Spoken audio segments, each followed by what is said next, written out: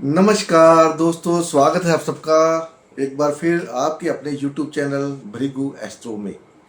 आज मैं बहुत खुश हूँ। क्यों खुश हूँ? क्योंकि आज मैं आपको एक ऐसी चीज़ देने जा रहा हूँ जो ना तो आपको YouTube के पूरे ज्योतिष की हिस्ट्री में मिली होगी ना मिलेगी। मैं ये नहीं कहता, मैं मान नहीं करता, क्योंकि मैंने नहीं दिया, ये ऊपर वाले ने मेरे को दिया है। काफ़ी दिन से इसके बारे में सोच रहा था, चार्ट को दिमाग में, तो आज वो चीज़ दिमाग में आ गई। तो आज आपको वो सीक्रेट देने वाला हूँ। अब इसको आपने कैसे देखना है, कैसे करना है, वो आपके ऊपर है। तो खुशी बड़ी है मेरे को, एक नई चीज़ मेरे को मिली है। तो मैंने इसको, मेरे को तो आज तक कभी मेरे को 6 साल हो गए मेरे को काम करते हुए, एस्ट्रोलॉजी करते हुए, और बहुत सी जगह से सीखा है, पर किसी ने मेरे को बताया नहीं। तो ये मैं इस खुदा का, परमात्मा का शुक्रगुजार हूँ कि उसने ये थॉट प्रोसेस मेरे दिमाग में डाल दिया, और वो मैं आपको देने वाला हूँ बड़े इजी वे में। आपको ये राज जानने के बाद आपको पता लग जाएगा कि कहाँ पर आप गलतियाँ कर रहे हो, कहाँ पर आपको गलतियाँ नहीं करनी, और कहाँ पर आपको काम करना है। राइट? हम पैदा हुए हैं तो किसी न किसी मकसद की वजह से पैदा हुए। तो ये मैं आपको सिर्फ भाव के ऊपर बताऊंगा। भाव, जो 12 भाव है, मेरे को 12 भाव के जो मिला ऊपर वाले से मेरे को दिया है। कंटिन्यू सोच रहा था, फिर सपने में भी मिला। अब सपना तो अब सो लोग कहेंगे ये कॉपी है किसी की। एनीवे, मैं मतलब उस पर नहीं जाऊंगा। तो बात ऐसी है, ऐसी भैया, आप लोगों ने गॉड का नाम सुना होगा। God, oh my God, God, परमात्मा। हिंदू धर्म के अंदर 3 देवता मेन गिने गए हैं, ब्रह्मा, विष्णु एंड महेश। उनका आपकी कुंडली में क्या योगदान है? क्यों ब्रह्मा, विष्णु, महेश और GOD गॉड ही है, 3 अक्षर ही है, बाकी का मेरे को नहीं पता। ठीक है, मैं इनको ही मानता हूँ। तो हो सकता है मेरे को बाकी धर्मों की नॉलेज नहीं है, उसमें कुछ होता हो। तो गॉड का मतलब होता है जनरेटर, मतलब जनरेट करने वाला। जैसे आपका बिजली का जनरेटर क्या करता है? बिजली जनरेट करता है। ऑपरेटर का मतलब होता है ऑपरेट करने वाला। और डी का मतलब होता है डिस्ट्रॉयर, नाश करने वाला। अब इसको आपकी कुंडली में कैसे देखना है वो बताने वाला हूं आपको। ब्रह्मा, विष्णु, महेश। ब्रह्मा जी ने सृष्टि का क्रिएशन किया।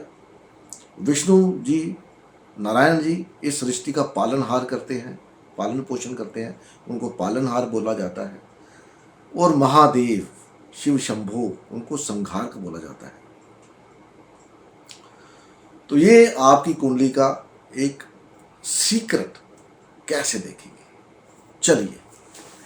उसके पहले अगर पहली बार आए हैं तो लाइक कर दीजिएगा, शेयर कर दीजिएगा, वीडियो को कर सके तो लाइक जरूर दबाया करिए, बड़ी मेहरबानी आपकी लाइक दबाने से। बाकी आपने दबाना तो है नहीं, मेरे को पता है, मैं जितना मर्जी बोलता रहूँ, आपने नहीं दबाना, फिर भी आदत है, आदत से मजबूर। तो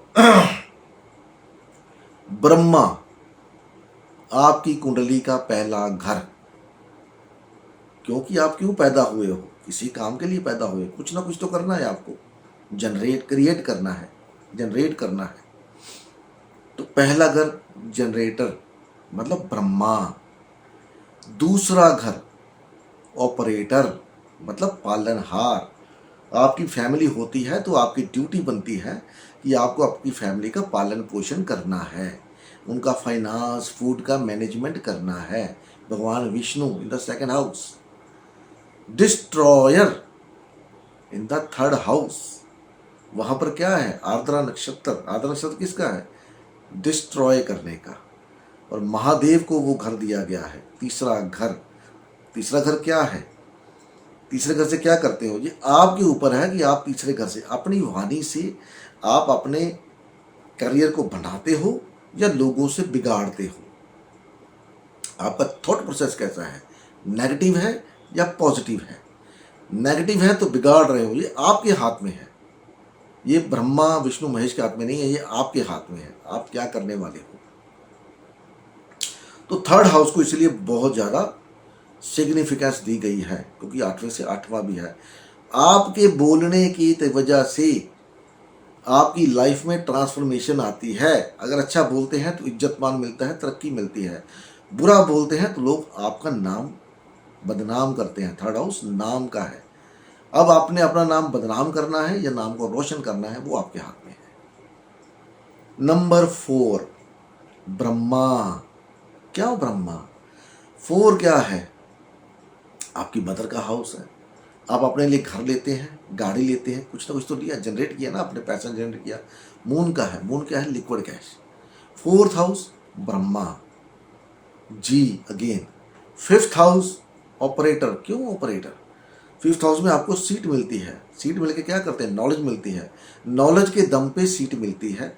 उस सीट से आप लोगों का पालन पोषण करते हैं, लोगों को हुक्म देते हैं, राइट एंड रॉन्ग थिंग्स बताते हैं। आपके बच्चों का है, बच्चों का पालन पोषण का है। ठीक है। 5th हाउस आपकी जो नॉलेज का है, आपके लव अफेयर का है। जब आप लव किसी अफेयर करते हैं तो आप क्या करते हैं?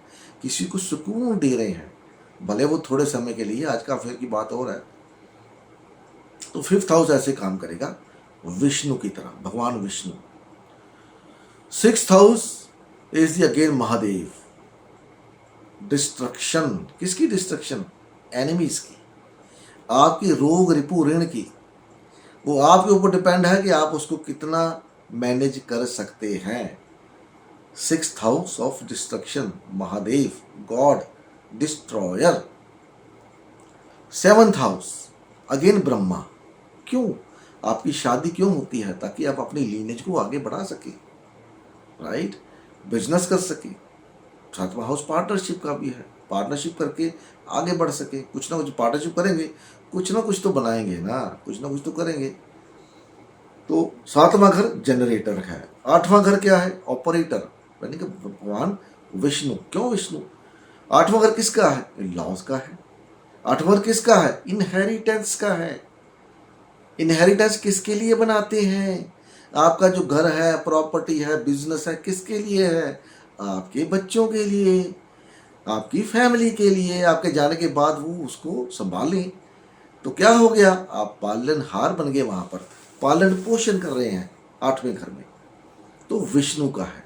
9th house again Mahadev, Mahakal, Mahakal का हाउस है। अब बोलेंगे 9th हाउस में डिस्ट्रक्शन कैसी है भाई? वहां पर क्या डिस्ट्रक्ट कर रहे हैं? 9th हाउस आपके आने वाले जन्मों के पूर्व, जो आने वाले जन्म है उसके कर्मों का हाउस है। संचित कर्मा, जो आप कर्म संचित कर रहे हो। अब ये आपके ऊपर है कि आप धर्म को फॉलो करके अपने उस घर को संभाल रहे हो, या अधर्म का फॉलो करके उस घर को बिगाड़ रहे हो। ज्ञान के दम पर आदमी आगे बढ़ता है, अज्ञान के दम पर आदमी गर्त में जाता है। तो वो आपके ऊपर है कि आप कितने ईमानदार हो, धर्म को लेकर के परंपराओं को कितना मानते हो।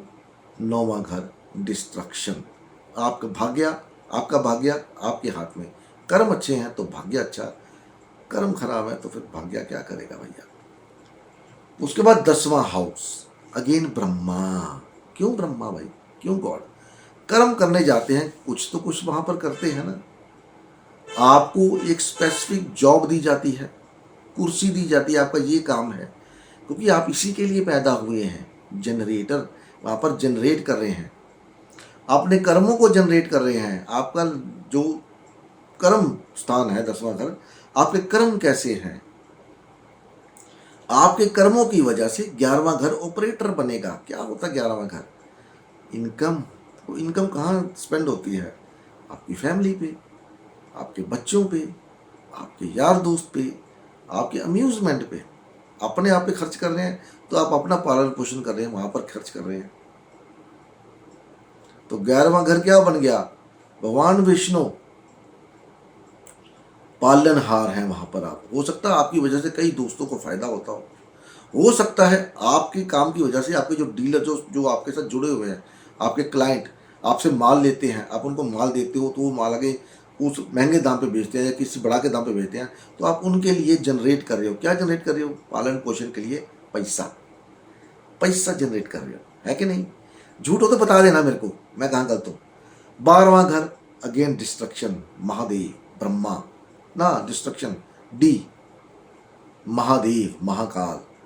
अब 12वें घर में क्या होता है भाई? 12वां घर साधना का है, 12वां घर मोक्ष का है। आपको मोक्ष के लिए जाना है, साधना के लिए जाना है, या बेडरूम लाइफ में कुछ और करने के लिए जाना है, उसका डिसीजन आप करेंगे, दूसरा कोई नहीं कर सकता। सब कुछ आपके हाथ में है, भगवान ने सब कुछ आपके हाथ में दे दिया कि ले ले, तेरे पे छोड़ा क्या करना है क्या नहीं करना, और तू जान तेरा कर्म।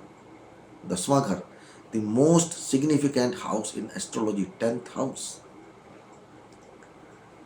तो 12वें घर से बहुत कुछ देखते हैं आप साधना करने जाते हैं, 12वां घर है। आप संन्यास लेते हैं, कहाँ गए, वन में, 12वां घर है। आप पहाड़ी एरिया पे जा रहे हैं, घूमने फिरने जा रहे हैं, ऐश करने के जा रहे हैं अपनी गर्लफ्रेंड बॉयफ्रेंड के साथ, कुछ और ये वो जो भी आजकल चल रहा ट्रेंड है, 12वां हाउस है। डिपेंड आपके ऊपर, राइट। तो वीडियो मैंने ज़्यादा लंबी खींच के नहीं बनाई, जितनी बनाई है आपके फ़ायदे के लिए बनाई है। कैसी लगी बता देना, कमेंट कर देना, तो फिर ऐसी कुछ और नई चीज़ें लेके आएंगे आपके लिए, ठीक है।